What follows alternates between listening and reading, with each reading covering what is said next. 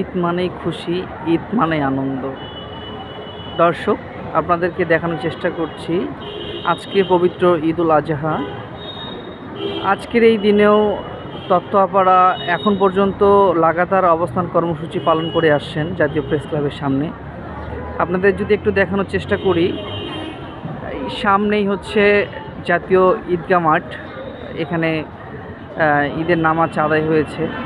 এখানে বাংলাদেশের অনেক ভিআইপি পারসন, উপদেষ্টারা, সরকারের অনেক ঊর্ধ্বতন কর্মকর্তারা এখানে নামাজ আদায় করেছেন।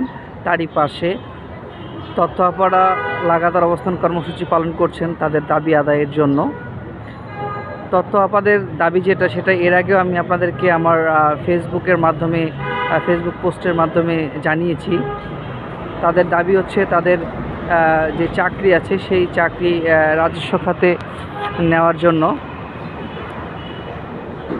সেখান থেকেই আমি এখন আপনাদের দেখানোর চেষ্টা করছি। এখনও তাদের সাথে কথা বলেছি যে তারা অনেকে বলেছে তাদের এটাই হচ্ছে পরিবারকে ছেড়ে প্রথম ঈদ। তাদের দাবি না বাস্তবায়ন করে তারা এখান থেকে যাবে না। তো সেই জায়গা থেকে আসলে কতটুকু একটা মেয়ের কাছে পরিবারের কাছ থেকে দূরে থাকা বা পরিবারের সাথে ঈদ না করা কতটা কষ্টের, সেই জায়গাটা তুলে ধরার চেষ্টা করছি আপনাদেরকে। দর্শক, তারা রাতে এখানেই ছিল। তাদের সাথে কথা বলে জেনেছি যে তারা যে হোস্টেলে উঠেছিল, রাতে যেখানে থাকতো তারা, তাদের হোটেল বন্ধ হয়ে গেছে। সেই জায়গা থেকে সেখানে যেতে পারছে না, এই জন্য তারা রাতভর এখানে ছিল। এখন সকাল 8টা বাজে।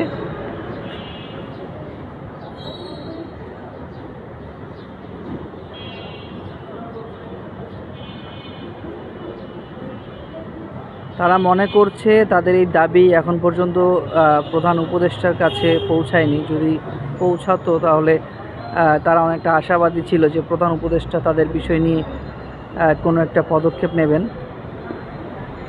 সেই কষ্ট নিয়েই তারা অনেকে কথা বলতে চাচ্ছে না আমাদের সাথে।